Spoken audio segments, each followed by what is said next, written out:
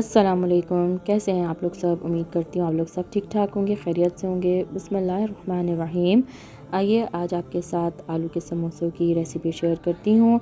आइए देखिए कैसे ये बनते हैं। होममेड आलू के समोसे बहुत ही मज़ेदार बन के तैयार हुए थे और घर के बने हुए साफ़ सुथरे समोसे। मेहनत तो थोड़ी बहुत करनी पड़ेगी लेकिन आपको एक अच्छा रिज़ल्ट मिलता है। तो आइए देखें, ये सबसे पहले इसके लिए हमने आटा गूंदना है। तो इसके इंग्रेडिएंट्स आपके सामने हैं। तो आइए आटा गूंदते हैं और साथ ही फिर मैं आपको और भी इंग्रेडिएंट्स दिखाती हूँ कि इसके लिए जो आलू की फिलिंग है वो उसकी भी चीज़ें आप देख लीजिए, उसकी भी आप इंग्रेडिएंट्स देख लीजिए। तो आइए, ये सब चीज़ें आपके सामने मौजूद हैं। साथ ही आपके पास रेसिपी कार्ड भी आएगा। तो आपके आसानी के लिए रेसिपी कार्ड है, आप उसमें हर चीज़ बहुत आसानी से नोट डाउन कर लीजिए और फिर बनाना भी है और हमें फ़ीडबैक भी देना है कि आपकी ये चीज़ें कैसी बन रही हैं। तो ये सब चीज़ें आपने आटे में मिक्स कर लेनी है। इसको आपने अच्छी तरह से मिक्स करना है। अब मैं ये जैसा आपको बताती हूँ कि जो आटा है, ये जब मैं घी मिक्स कर रही हूँ इसमें, तो आपने इसके अच्छी तरह से मिक्स करना है। और एक मुट्ठी जिस तरह से ये मैंने बनाई है, ये ज़रूर बननी चाहिए। ये एक अच्छे आटे की जो होती है साइन होता है कि ये आपका आटा अच्छा गूंद के तैयार होगा। आटा जो है हमने बहुत ज़्यादा सख्त भी नहीं करना है और बहुत नरम भी नहीं रखना है। ये मैंने इसको रैप से अच्छी तरह से पूरा रैप कर लिया था, क्लिंग रैप से।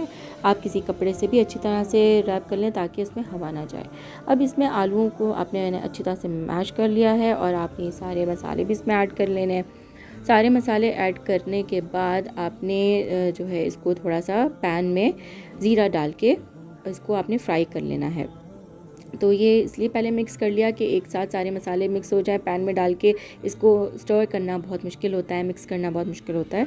तो आपने इसमें डाल के अब ये इसको हल्का सा जो सौते करने का मकसद ये है कि जो मसालों का कच्चापन है वो ख़त्म हो जाए और इसका जो फ्लेवर है वो बहुत ही अच्छा सा इन्हांस होके आता है। बहुत अच्छे फ्लेवर्स मसालों के आते हैं।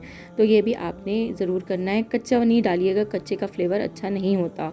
तो आलू तो हमारे बॉयल थे ही। अब इसमें सारे मसाले डाल के हमने इसको 5 से 6 मिनट के लिए फ्राई कर लेना है। ये देखिए कितना अच्छा इसका कलर भी आ गया है और मसाले भी अच्छी तरह पक गए। अब ये आटा भी बन के बिल्कुल रेडी है। इसको हमने कोई 15-20 मिनट का रेस्ट दिया था। दोबारा से हमने इसके को अच्छी तरीके से इसको मिक्स कर लेना है, गूंद लेना है ताकि जो भी इसमें एयर है वो निकल जाए। अब इसको हमने अपने स्लैब पे रख के अच्छी तरह से इसको एक लंबाई सी मैंने शेप में दे के इसके छोटे छोटे से पेड़े बना लेने हैं। और आगे देखिए इसके पेड़े बना के फिर किस तरीके से मैंने ज़रा प्रोसेस किया था।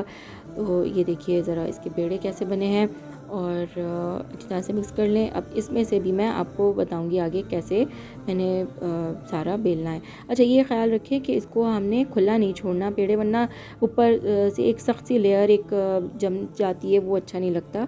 अच्छा, हमने इसको आगे जो बेलना है ना वो लंबाई की शेप में ही बेलना है।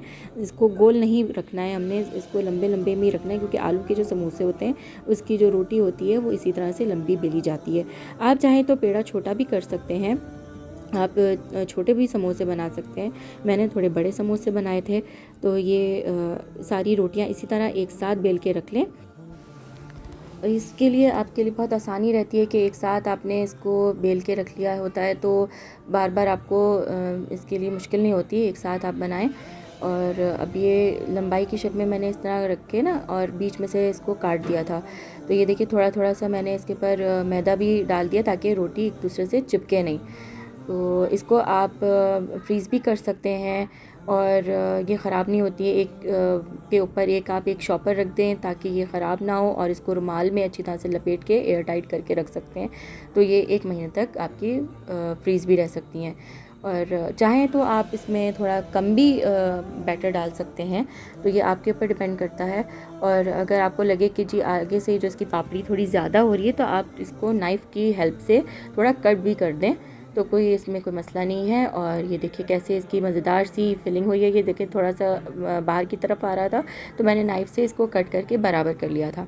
ये देखिए किस कदर अच्छे और बाज़ार के जैसे समोसे बन के तैयार हुए, बल्कि उससे भी ज़्यादा अच्छे बने थे। तो आप भी बनाएं। और ये देखिए इसको फ्रीज़ करने के लिए भी इस तरह से आप रख सकते हैं और ये आराम से 1 महीने तक फ्रीज़ रह सकते हैं। तो और ये चिपकेंगे भी नहीं इंशाल्लाह ताला।